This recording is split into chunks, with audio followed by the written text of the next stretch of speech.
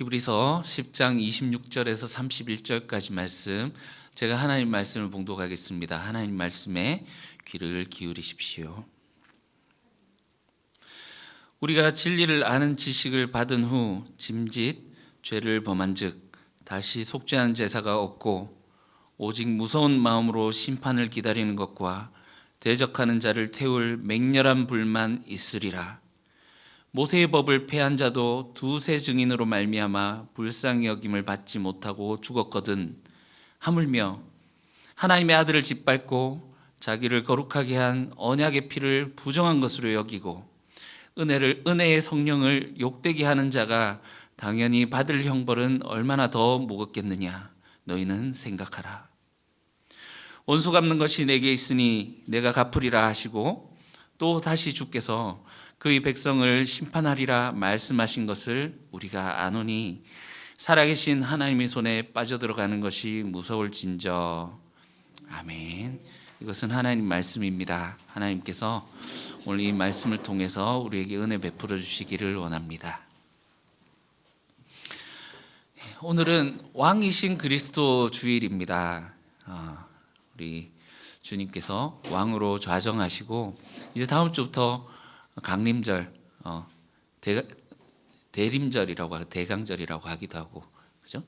예수님께서 왕이신 주께서 이제 오시기를 기다리는 이제 다음 주부터 대림절인데, 오늘 왕이신 그리스도 주일을 맞아서 오늘 본문과 어떤 면으로는 좀 일맥상통하는 그 내용이 이렇게 잘 맞는다, 이런 부분이 있는 것 같습니다. 왕이 행차하실 때, 그죠? 경고를 하지 않습니까? 물러거라. 잡것들 아니고 물러거라 하면서 그 왕의 길을 준비하잖아요. 그 경고하고 그 왕의 길을 닦는다는 그런 의미에서 오늘 굉장히 강한 경고의 말씀입니다. 그래서 이 절기와 굉장히 어울리는 그런 본문이 아닌가 생각이 듭니다. 자, 지난주에 22절, 그러므로 우리가 하나님께 나아가자, 하늘로 나가는 길이 열렸으니 하나님께로 나아가자 하고 이 설교가 끝났으면 굉장히 은혜롭게 받아들였을 것 같습니다. 그런데 이제 이 말씀은 거기서 끝나지 않고 이제 굉장히 이 강한 두려운 경고로 이어집니다. 경고하는 이유가 무엇일까요? 예수님이 하늘로 가는 길을 열어주셨고 우리가 하늘로 올라갈 수 있게 되었는데, 경고하는 이유는 우리의 삶이 아직 끝나지 않고 가야 할 길이 아직도 남아있다라는 것입니다. 여러분, 우리의 구원이 완성된 것이 아니란 말이에요. 2부에서 우리가 하나님께로 나갈 수 있는 길이 열렸음을 얘기를 배웠고, 이제 우리는 3부, 우리가 가야 될 그 길에 대해서 이제 히브리 저자는 이야기를 하게 될 것입니다. 26절에서 27절을 보시면 우리가 진리를 아는 지식을 받은 후 짐짓 죄를 범한즉 다시는 속죄하는 제사가 없고 오직 이제 남아있는 것은 무서운 마음으로 심판을 기다리는 것과 맹렬히 타는 불만 있다, 이렇게 이야기를 하죠. 우리 지난번에 6장에서 한번 보셨습니다. 2번 회개가 가능하다, 불가능하다? 한번 빛을 받고 하나님께로 나아갔다가 다시 죄를 범하게 되면 회개할 수 있는 제사가 이제 다시는 없다. 그때 그 오후에 우리 나눔할 때 반응이 굉장히 뜨거웠었거든요. 그 교회 다니다가 잠깐 냉담 신자가 됐다가 나오는 사람들은 어떻게 되는 거냐?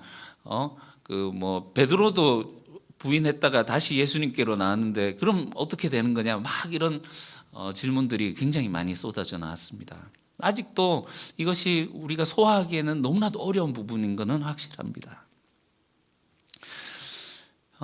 그런데 이것을 그냥 있는 그대로 우리가 받아들이면, 이것을 깊이 생각해 보면 굉장히 무서운 두려운 그런 말씀입니다. 하나님을 아는 이 진리의 지식을 받았죠?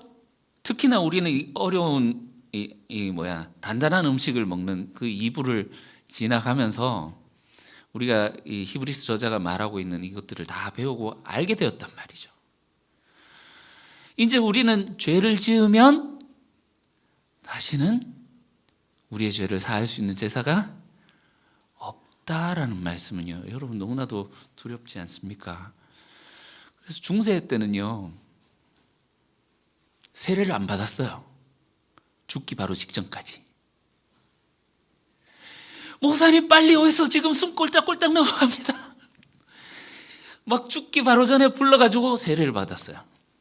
세례 받고 죄를 지으면 구원을 못 받는다고 생각했기 때문에 너무나도 이 말씀을 두렵게 생각하고 진지하게 받아들였던 거죠. 그런데 오늘 이 본문은 세례를 받은 후에 죄를 지으면 이라고 얘기를 하지 않고 진리를 아는 지식을 받은 후에 이 말은 이제 무지의 죄는 성립하지 않는다. 모르고 지었는데요 라는 죄는 성립하지 않는다라는 거죠. 짐짓 죄를 짓는다. 짐짓 이렇게 오늘 애들하고 이렇게 말씀을 이렇게 나누면서 짐짓이 무슨 뜻일까 해보니까 새삼? 때때로? 뭐 이렇게 얘기를 하더라고요. 여러분 이 짐짓이 무슨 뜻인지 아십니까? 이 너무 어렵게 번역이 돼 있는데 여러분 이 의도적으로 고의적으로 저지르는 죄를 짐짓 죄를 짓는다 합니다. 알고 있으면서도 의도적으로 죄의 자리로 나가는 것을 짐짓 죄를 짓는 것이다 얘기를 합니다. 여러분 이것이 한국교회에서 오늘날 많이 놓치고 있는 부분 중에 하나라고 생각이 듭니다. 주의 은혜 아니면 나 서지 못합니다. 주님, 이 죄인이 주님께 왔사오니 주님 받아주십시오. 모든 것이 주님의 은혜입니다. 우리가 할 수 있는 것이 아무것도 없고 오직 주님의 은혜만 의지하여 주님께로 나아갑니다 하면서 우리가 그렇게 은혜를 강조를 하곤 합니다.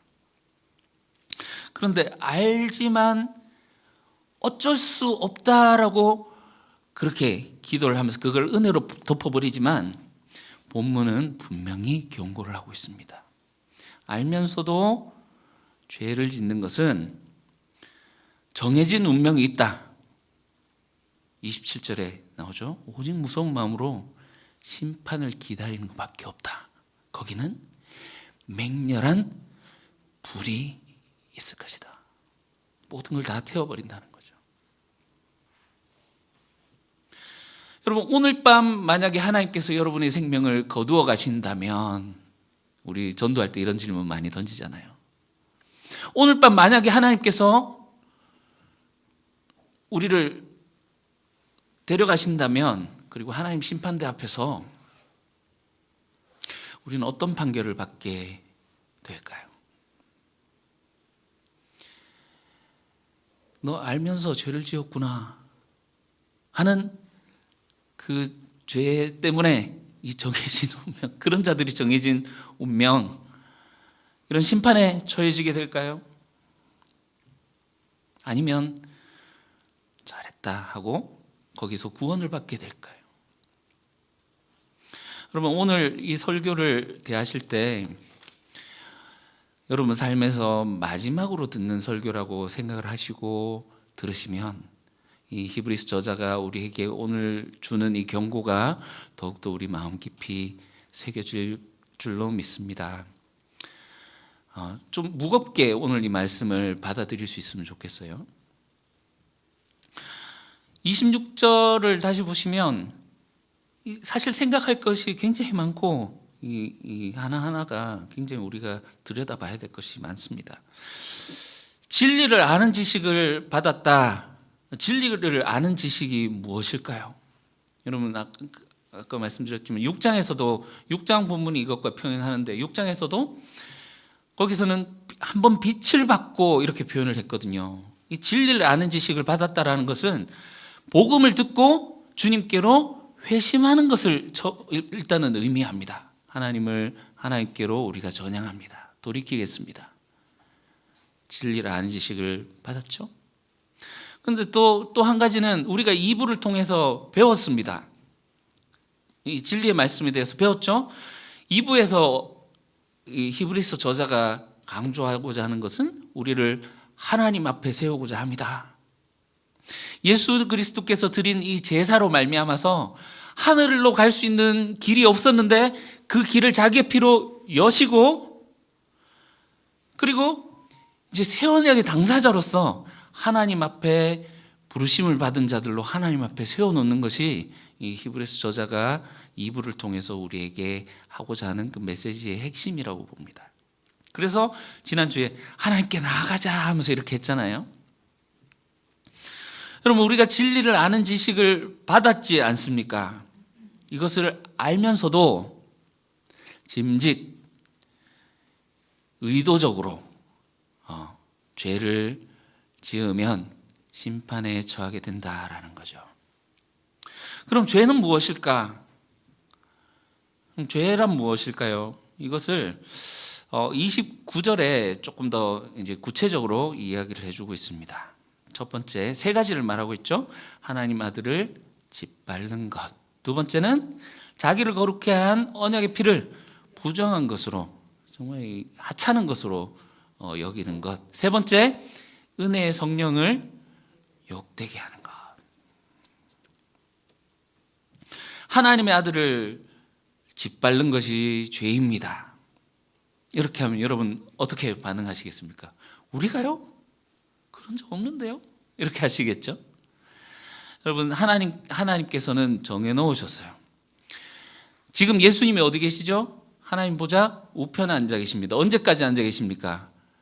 모든 원수들을 발 아래 두기까지, 발판으로 삼기까지 나의 우편에 앉았으라, 이렇게 얘기를 하는데, 이 하나님의 질서를 받아들이지 않고 순종하지 않고자 하는 자들은 오히려 이 예수를 자기 발 아래 짓밟는 자다라는 말입니다. 두 번째로, 자기를 거룩하게 한 언약의 피를 부정한 것으로 여기는 것. 여러분, 언약의 피, 예수님께서 그 실패한 이스라엘, 그 12지파로 상징되는 그 실패한 이스라엘을, 이제 이스라엘의 그 언약이 파기되고 하나님께서 새 언약을 맺으리라 해서 제자들 12제자를 불러서 새 이스라엘로 삼으시고 그들과 새 언약을 맺으시죠. 받아 먹으라, 이것은 너희를 위하여 짓는 나의 살이다. 받아 마시라, 이것은 너희를 위하여 흘리는 피, 곧 새 언약의 피다 하면서 새 언약을 그들과 함께 맺으셨죠. 이 새 언약으로 인해서 하나님 그 새롭게 부르신 새 이스라엘 교회 공동체는 거룩하게 되었고, 하나님의 신부로서 하나님의 그 새 언약을 맺은 그 당사자로서 하나님 앞에 서게 되었습니다. 누구도 하나님 앞에 설 수 없었어요. 들어갈 수 있는 길도 없었고요.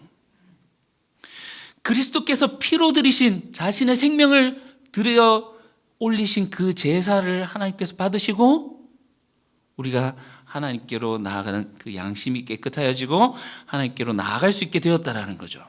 그런데 이것을 부정한 것으로 여긴다, 경홀히 여긴다, 이런 의미도 있거든요. 궁극적으로는 이것을 거부하게 되는 자리까지 나아가게 됩니다. 예수 믿는다고 이게 밥이 되나 쌀이 되나? 예수 믿으면 돈 주나? 예수 믿는 것이 삶에 도움이 됩니까, 안 됩니까? 된다는 분도 계시고 안 된다는 분도 계시는 것 같은데, 여러분, 우리가 이런 자세를 가지고 교회에 나오는 사람들을 쉽게 만나볼 수 있습니다. 예수의 피, 예, 씻어주십시오. 내 죄를 깨끗하게 씻어주, 주홍같이 붉은 나의 죄를 빨갛게 양털처럼 희게 씻어주십시오. 그러나 새 언약 관계에서는 전혀 관심이 없어요. 언약 안에서 하나님과의 관계가 회복되어서 하나님의 뜻이 우리의 마음 가운데 새기겠다고 하신 그 하나님의 말씀, 그래서 이 말씀을 순종하겠다고 하는 이거엔 전혀 관심이 없어요. 전혀, 그러니까 씻어주십시오 해놓고 전혀 하나님과 상관없는 삶을 살아가는 거죠. 여러분, 이것은 예수님의 보혈의 피를 능멸하는 행위이고 그 언약의 피를 부정한 것으로 여기는 것입니다. 세 번째, 은혜의 성령을 욕되게 하는 것.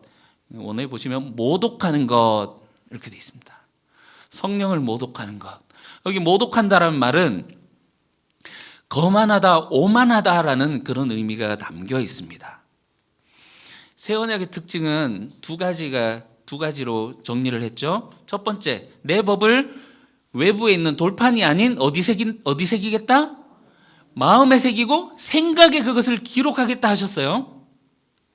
그리고 두 번째는 너희의 죄와 불법을 다시는 기억하지 않겠다. 이게 두 번째 특징이죠. 첫 번째 특징에 이 법을 마음에 새긴다라는 말은 성령께서 우리 가운데 거주하신다라는 그런 의미입니다. 그래서 옛날에는 외부에 있는 것, 그래서 외적인 것을 잘 지키면 하나님 기뻐하시겠지라고 생각했는데 그래서 실패하게 된 거거든요. 이제는 성령이 우리 안에 계시기 때문에 성령이 우리에게 말씀하시는 그것을 순종하면서 진정으로 마음으로 주님의 뜻을 기뻐하면서 순종하며 따라가는 것, 그것이 새 언약을 맺은 백성이 해야 될 그런 일입니다. 그럼 9장 14절 보세요. 히브리서 9장 14절. 자, 예수님께서 우리와 똑같은 육신을 입고 오셨을 때 성령이 어떻게 반응하시는지 보십시오. 하물며 앞에 13절에 염소와 황소의 피와 이 죄를 뿌려 육체를, 염소와 황소의 피도 뿌리면은 육체가 정결하게 해지거든. 하물며 하면서 얘기를 하죠. 영원하신 성령으로 말미암아 흠없는 자기를 하나님께 드린 그리스도의 피가. 자, 예수님이 자기의 피를 드리실 때 누구로 말미암아? 성령으로 말미암아 성령님께서 이끄시는 대로 순종하신 예수님을 볼 수 있습니다. 근데 여기서 성령님이 말씀하시는데 거만하고 오만한 태도로 내가 주인이 되는 거예요. 나는 내 뜻대로 살 건데, 짝다리 짚고 이렇게, 나는 내 뜻대로 살 건데요, 내가 주인이 돼서 하나님 뜻에 불순종하는 것이 바로 은혜의 성령을 모독하는 것입니다. 사실상 이 세 가지로 얘기했는데 세 가지는 하나를 얘기를 하는 겁니다. 불순종을 얘기를 하는 거예요. 한마디로 요약하면 불순종이고, 이것을 한 문장으로 이야기를 하자면 26절에서 말한 대로 진리를 알면서 짐짓 죄를 범하는, 알면서 행하지 않는 것을 이야기합니다. 여러분, 죄는요, 이것을 아느냐 모르느냐에 달려있는 것이 아니라 하나님의 말씀을 행하느냐 아니냐, 그 실천할 의지가 없는 것이 죄입니다. 우리 하나님 믿습니다. 예수님이 이런 일을 행하시고 우리를 죄에서 건져주신 것을 압니다. 믿습니다. 감사합니다. 여러분, 이게 믿음이 아니고요, 아는 것을 실천하는 것이 믿음입니다. 하나님 말씀하셨습니다. 예수님께서도 정리를 해주셨죠. 가장 중요한, 가장 큰 계명이 무엇입니까? 하나님을 사랑하고 이웃을 사랑하라. 알죠? 알지. 손에 있는 부귀보다 주를 더 사랑하는가? 이슬 같은 목숨보다 주를 더 사랑하는가? 아멘. 주님, 이런 것들보다 주님 사랑합니다. 그런데 그렇게 찬양하고 눈물을 흘리고 하면서 왜 우리는 두 손 꽉 찐 우리의 주먹을 펼 줄 모르는 걸까요? 주님께 기도합니다. 주님, 돈 많이 주십시오. 돈 많이 벌게 해주십시오. 그래서 우리 교회에서 11조 가장 많이 하고 제물로 하나님 열심히 섬기겠습니다. 하나님이 어느 날 응답하십니다. 나는 돈 많으니까 돈은 됐고 나는 니를 원한다. 그럼 어떻게 합니까? 아이고, 벌레만도 못한 내가 용서받을 수 있나요? 못 놓는 거예요. 이거 놓고 재물을 구하는 그 자리에서 놓고 나가는 대신에 어떻게 합니까?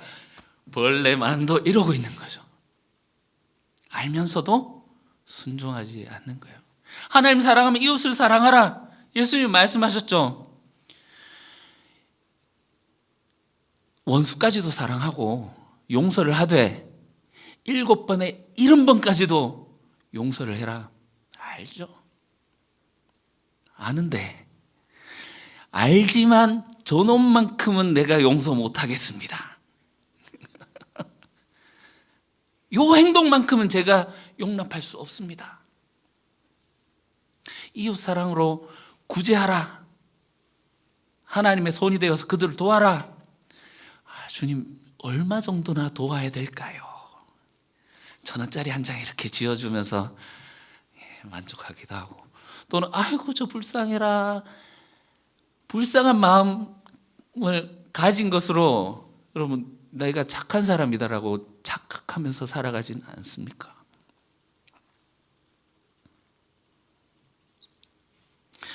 알지만 어떻게 할 수 없는 죄인이 주님께 나왔습니다. 그러니까 주님의 은혜가 필요하지요 하고 있는 것이 오늘날 우리 한국교회이지 않습니까? 그러나 히브리서는 분명하게 말을 합니다. 진리를 알고서도 짐짓 죄를 행하는 것, 짐짓 죄를 범하는 것, 의도적으로 죄를 행하는 것, 아는 것을 행하지 않는 것, 실천 의지가 없는 것은 하나님의 아들을 짓밟는 것이고 이 언약의 피를 부정하게 여기는 것이며 성령을 모독하는 것이다. 이들에게 정해진 운명은 한 가지밖에 없습니다. 이거 하물며 기법을 또 우리 히브리서 저자가 굉장히 좋아하는데 28절에 보면 모세의 법을 무시한 자, 폐기한 자, 무시한 자예요. 그럼 옛날에도 구약에서도 모세의 법, 여러분 아까 전에 우리 9장에서 보셨죠? 염소와 송아지의 피가 하나님께로 육체만 깨끗하게 하지 하나님께로 나아갈 수 있게 할 수 있다 없다? 없는데 하물며 하나님의 아들의 피가 너희를 어떻게 깨끗하지 하지 못하겠는가 얘기를 했잖아요. 그러니까 그 아들의 제사에 비해서 열등한 그 구약의 모세의 법도 무시를 했던 사람이 하나님께서 그렇게 행하는 자는 내가 불쌍히 여기지 않는다, 잡아다 죽여라 하셨거든요. 2-3 사람이 그것을 증언하면 붙잡아가지고 잡아 죽였어요. 무자비하게 심판을 받았습니다. 하물며 하나님 아들께서, 하나님의 아들이란 말이 얼마나 완전한 말입니까? 하나님의 아들께서 드리신 이 제사, 언약의 피, 성령을 통하여 하신 그 일을 무시하면 어떤 형벌에 처하게 될까요?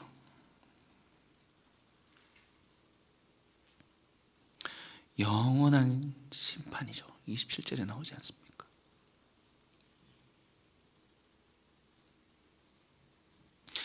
여기에서 히브리 저자가 이것은 내 말이 아니라 하나님의 말씀이다 하면서 우리를 하나님의 심판대 앞에 데리고 갑니다. 30절 보실게요.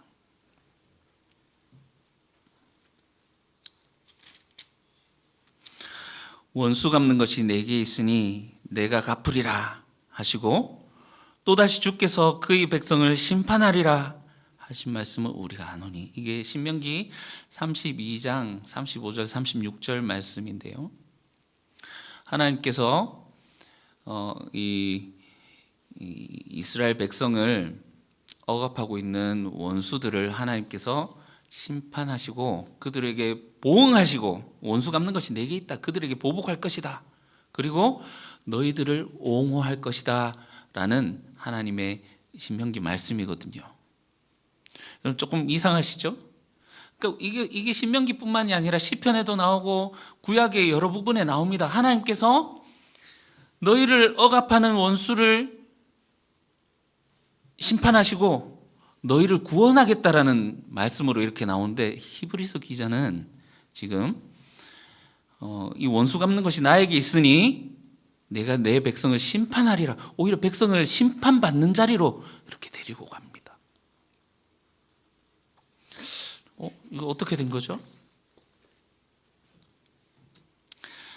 여러분, 우리가 이 말씀 앞에서 우리는 하나님의 백성이고, 그래서 하나님께서 우리의 원수를 심판하실 것이다 라는 그 메시지만 익숙해 있고 이것을 그냥 은혜로만 받아들이는데, 여러분 이 신명기 그 말 뒤에 아까 이제 35절에 36절인데 40절에서 41절을 보시면 제가 세 번역으로 가지고 왔습니다.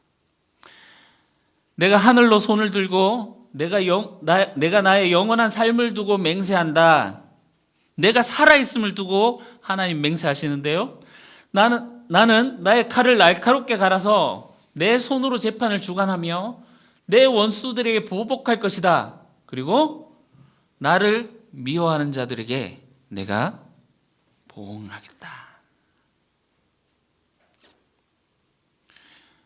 우리가 이것을 많이 놓치고 있는 것 같아요. 자, 살아있는 하나님이라고 했는데 이 하나님이 살아계시다라고 하는 것은 우상과는 전혀 다른 것을 이야기를 하는 거죠. 우상은 죽어 있지 않습니까? 그래서 그 우상을 두고 막 우리가 미워하든 사랑하든 그게 알까요, 모를까요? 모르죠. 알 수가 없잖아요. 그러나 하나님 살아계시다는 말은 하나님을 누가 사랑하고 누가 청종하고 따르는지, 아니면 누가 하나님을 미워하고 하나님으로부터 떠나 있는지 하나님 아신다는 말씀이에요. 그리고 하나님은 자기를 미워하고 자기를 부인하는 자들을 심판하신다라는 그런 말씀이죠. 우리 4장에서 그 말씀을 보았지 않습니까? 하나님 말씀 살아있고 활력이 있어 막 하면서 했는데, 우리가 보통 이 말씀을 어떻게 받아들이냐면, 그래 성경 공부가 이렇게 중요하지, 하나님 말씀 잘 배워야지, 이렇게 하지만 우리 그때 배웠었죠. 이 말씀의 의미는 살아있는 하나님의 이 말씀 앞에서, 우리가 하나님 심판대 앞에서 이 말씀으로 인해서 발가벗겨지는 것처럼 하나님 앞에 모든 것이 다 드러나게 될 것이라는 말씀이에요. 우리의 삶의 모든 것을 하나님 심판대 앞에서 책임져야 된다는 그런 말씀이라는 거죠. 그래서 31절에 이렇게 이야기를 합니다. 살아계신 하나님의 손에 빠져드는 것이 무서울진저.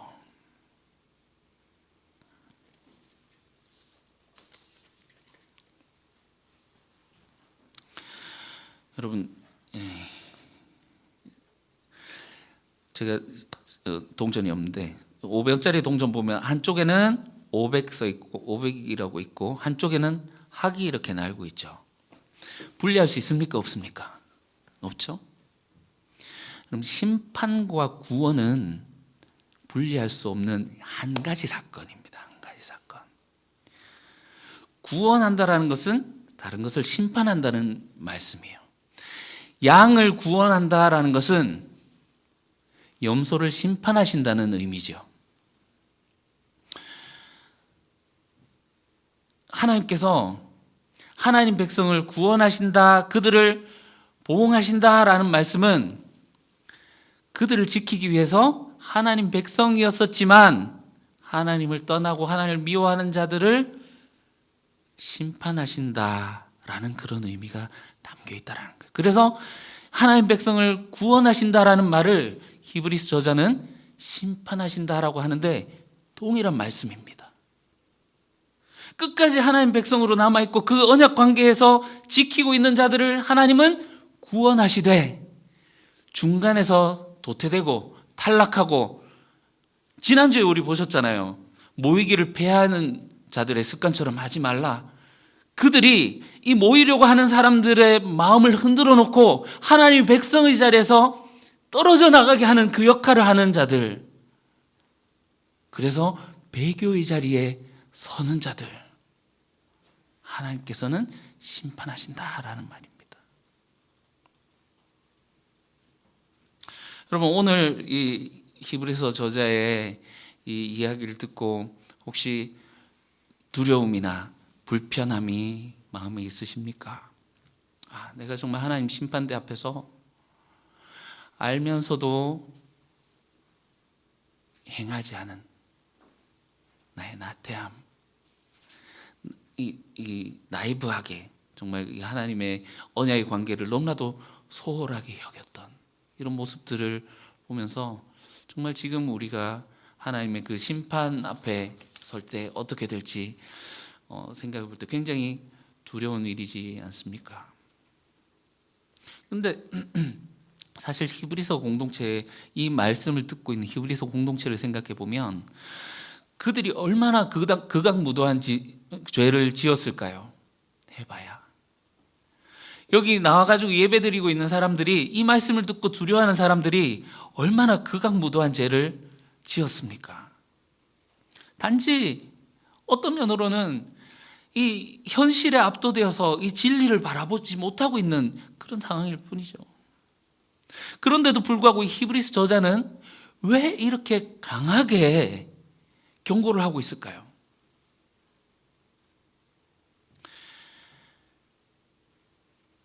이 하나님으로부터 떨어져 나가는 이 결과는 그리스도 안에서 하나님께서 베풀어 주신 것을 소홀히 하는 것으로부터 시작되기 때문입니다.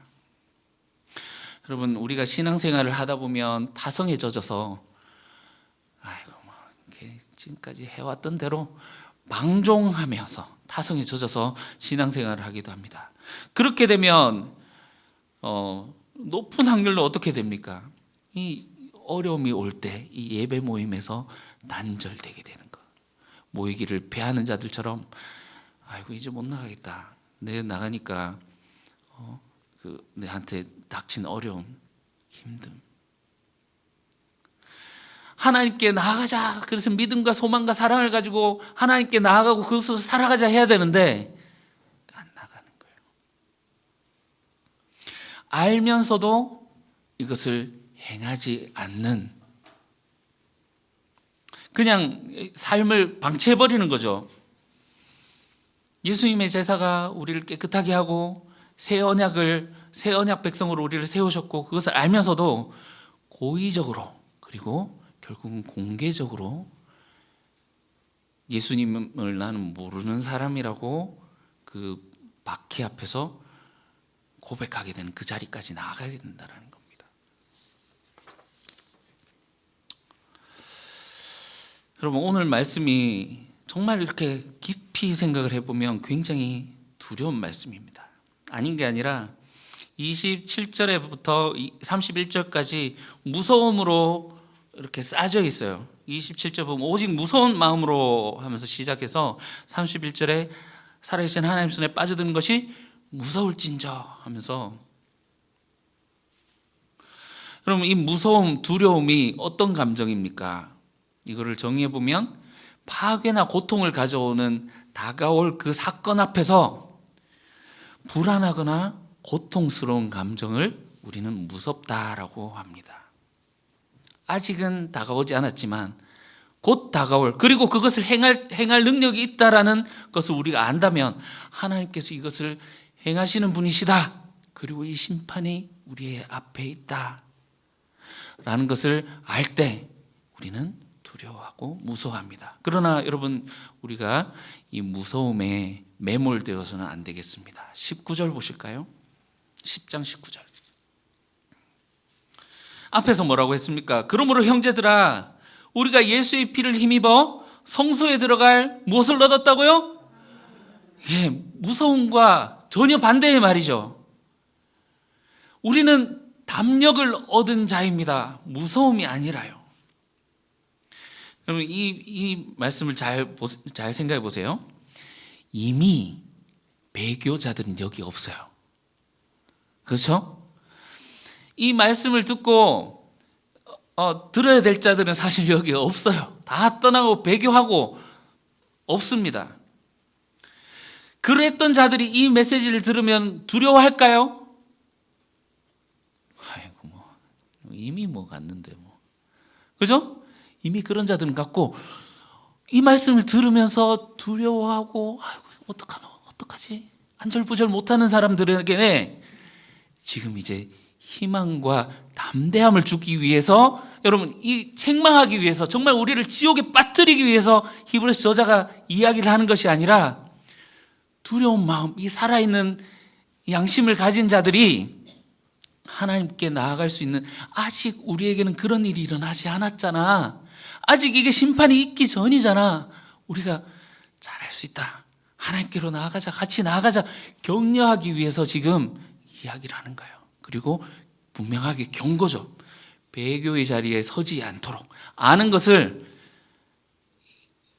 이 짐짓 죄를 짓는, 그 의도적으로 그곳에 가는 것에 하지 않도록.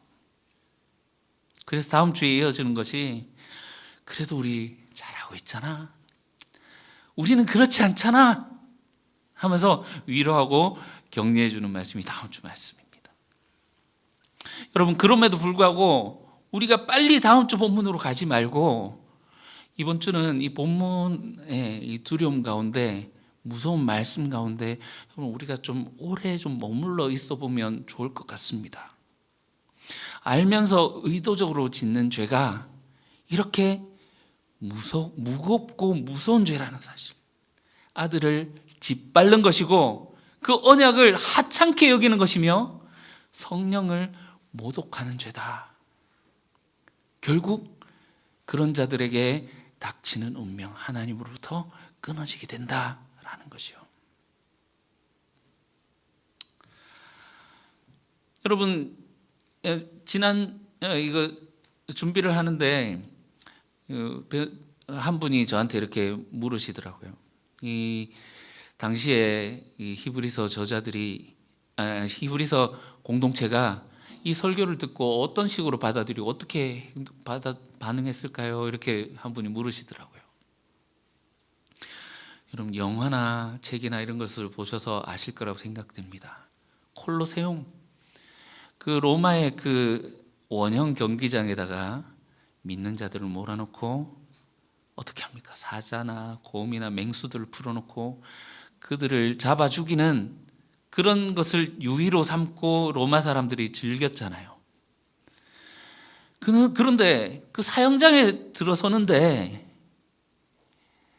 11장 뒤에 가면 보시겠습니다만 톱으로 썰어 죽고 죽이고 피부를 벗겨 죽이고 목을 잘라 죽이고 막 이런 고문과 엄청나게 막 이런 환난 가운데서도 이들 표정이 천사와 같이 기쁨으로 죽어가는 거예요.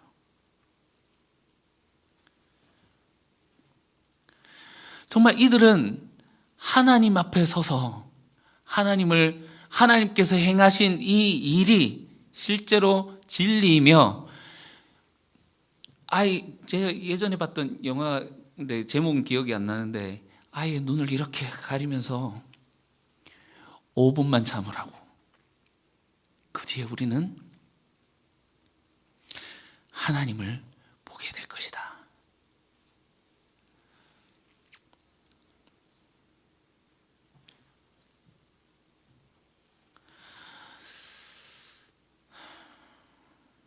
정말 이 말씀을 우리가 정말 진리로, 그리고 우리에게 주시는 하신 그 하나님의 말씀으로 우리가 얼마나 받아들이고 있는지 이 말씀을 통해서 우리가 생각을 해볼 수 있으면 좋겠습니다. 여러분, 오늘이 마지막 설교인 것처럼 들어보십시오. 앞에서 말씀드렸었는데 듣고 나니까 여러분 두려움이 생기십니까? 담대한 마음이 생기십니까? 만약에 두려운 마음이 우리 안에 있다라면 아직 해결하지 못한 이 죄악들, 여러분 지금 이 순간 오늘 우리에게 성령이 주시는 음성으로 우리가 이것을 받아들이고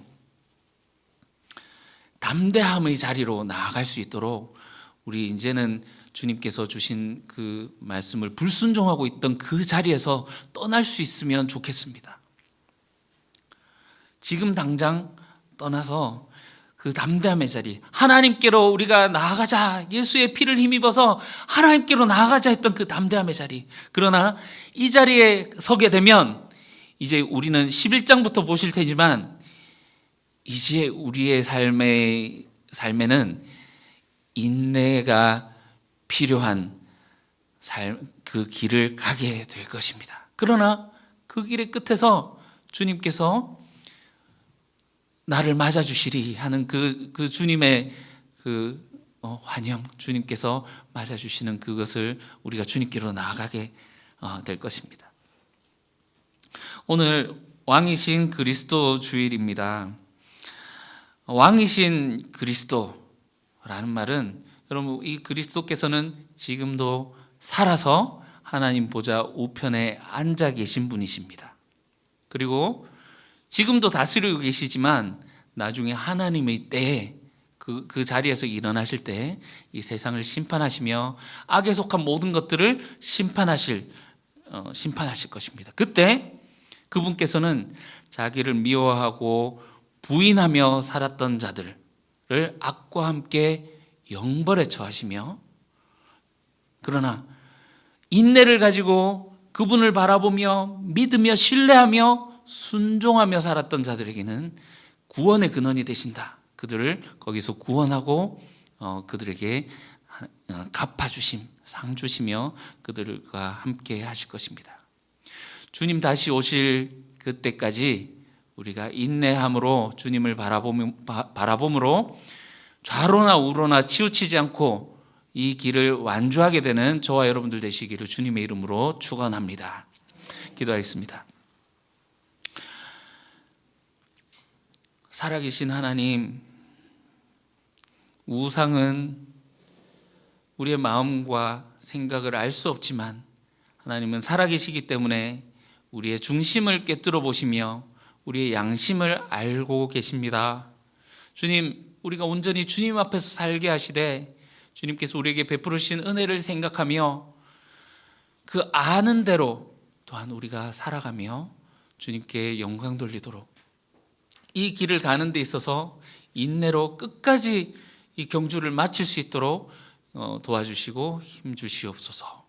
거룩하신 예수님 이름으로 기도합니다. 아멘.